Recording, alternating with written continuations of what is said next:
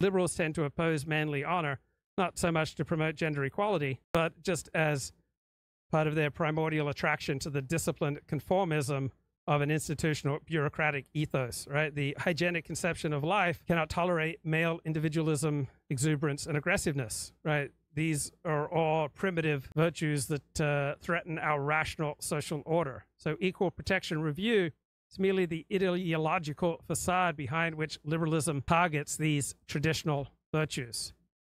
So conservative claimants of cultural oppression see the political as emerging out of the ostensibly apolitical. So the elites contrapose equality to inequality, but conservatives see a contest between the elite's supposedly higher civilization and the half-savage relics of past times themselves, people who value guns, religion, and honor. So feminist principles are applied highly selectively, right? You can get a global rap superstar can rap about, raping women, and if someone was an American soldier or someone was conservative saying the same things, it would be cited as incontrovertible evidence of a misogynistic culture. So people on the right tend to have a more traditional, more medieval worldview than people on the left.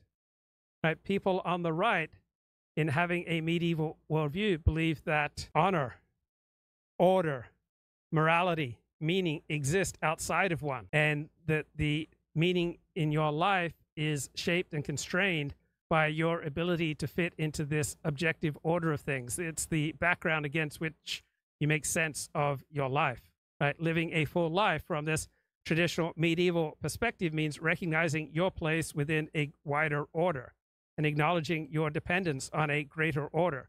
For the modern liberal left perspective on life, we have a buffered identity where every individual on his own is able to create meaning, purpose, and order just with the power of his own reason, right? So from the pre-modern, medieval, traditional, right-wing conservative perspective, right, honor is part of the universe, and we can reject it or embrace it, but it's there, right? There's always the possibility of sin and dishonor. Now, liberals see commercial prosperity as an antidote to the culture of honor, right? So liberalism wants to harness the ego to commercial expansion rather than creating a world where there's this underlining, moral honor code, where you have the glory of the king, the honor of the nobles, right? Maybe Republican virtues of pagan antiquity. The modern liberal dismisses these concepts of honor as intangible goods, just mere vainglory, part and parcel of the repudiation of anthropocentricity, right? The rise of the disengaged subject who can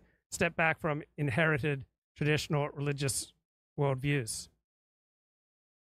So honor and glory presuppose a thicker cosmology, right? An intuitive sense of things, an intuitive significance that is regarded as irredeemably subjective and primitive from the modern naturalist, liberal, dominant elite worldview. So liberals tend to be exasperated with conservative preoccupations with guns and religion, with intangible and merely symbolic goods like honor, the flag, the moral fiber of society. So liberals see a sharp distinction between the symbolic and the substantive. Right? Conservatives are governed by their primal passions. Liberals are governed by their interests. So the target of the liberal elite's ordering impulses are to bring into control notions of honor. Right? You want to tame the honor ethic. You want to tame these vainglorious impulses which are incompatible from a liberal perspective with the smooth functioning of a hygienic commercial society. So lamenting the gender integration of the Virginia Military Institute ordered by the Supreme Court in the U.S. versus Virginia, Justice Scalia said it is powerfully impressive that a public institution would require all first-year students to keep VMI's Code of the Gentleman. Right? And this code is an honor code. And without strict observance of this honor code, no man, no matter how polished, can be considered a gentleman. Right? The honor of a gentleman demands the inviolability of his word, the incorruptibility of his principles. He is a descendant of the knight, the crusader. He is the defender of the defenseless, the champion of justice, or he is not a gentleman. But honor gets little respect in contemporary culture, particularly among intellectuals. It gets as little respect as chastity, right? So from a modern liberal left secular humanist view, honor and chastity are both primitive atavisms in a modern society. They are ideological leftovers in the consciousness of obsolete classes, such as military officers or grandmothers. So once an insult to one's honor was deemed a serious social and possibly legal offense, someone who now fights to defend his honor will be seen as neurotic, abnormally sensitive, or hopelessly provincial. Right? And these judgments are the received wisdom. Honor cannot be translated into non-anthropocentric terms. So this enables liberals to dismiss traditional values like honor as just so much empty bluster, right? Symptoms of emotional conflict and intellectual confusion rather than something real. So in a world of honor, the individual discovers his true identity in his role, fitting into a pre-existing order. And to turn away from your duty and from your role is to turn away from reality. In a world of dignity and honor, the individual discovers his true identity by reconciling himself to the existing order. So the conservative much more likely to still cling to a world of honor where he will throw himself over his wife and children to protect them. This is the code of the gentleman. This is the clean-cut look of conservative think tank interns. This is the patriotism of Sarah Palin rally attendees. And this is the source of liberal animus. So the conservative's original sin is not his chauvinism or his classism, but his low level of consciousness that facilitates ideas about honor. His inability to be so disengaged and reflexive and buffered that he still sees the world through his sense of honor.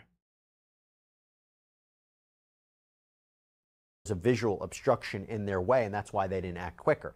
And by the way, we are not putting blame on them whatsoever. They were able to neutralize this target immediately. There is one more thing I have to mention as well. According to Brian Enton from News Nation, and this is on Twitter, or X, quote, sources within the Secret Service say the working theory right now is the Secret Service sniper did not initially shoot Crooks because the sniper thought Crooks was a police officer on the roof. Okay, so another possible explanation for what happened here. Now, I want to talk about one of the strangest aspects of all of this, motive. Right? Why would Crooks supposedly do this? And that is where we get into this whole other territory, because it's so weird. It's so weird. The FBI is poring over his cell phone history, his online search history, digital footprint, and there appears to be, at the time of this recording, no clear motive, no apparent political or religious ideology or motivation. And as far as we know from reporting, there's no manifesto, there's no note, there's no writings, there's no social media posts that outline a motive or plan here. And that includes interviews, by the way, because apparently the FBI conducted over 200 interviews with family, neighbors, co-workers. They can't find anything. Now, there is reporting that Crooks did conduct searches online about major depression disorder. According to ABC News, Crooks had been registered as a Republican voter, but a $15 donation to this progressive group was also labeled and recorded under Thomas Crooks. Okay, let's bring Elliot Blatt to the show. Elliot, what's going on, man? Hi, Luke. Can you hear me? I can, loud and clear. Yeah. All right. I don't know what happened last time. So just an amusing story while you were sort of talking about, gendered law enforcement issues. I'm sitting here, I'm in Marin County, right by the Marin County Jail. And just as I'm listening, this pair of cops walks by. One is like this 6'6", Chad man. And walking next to her is like this 5'6", super wide woman with a giant police, vest wrapped around her torso,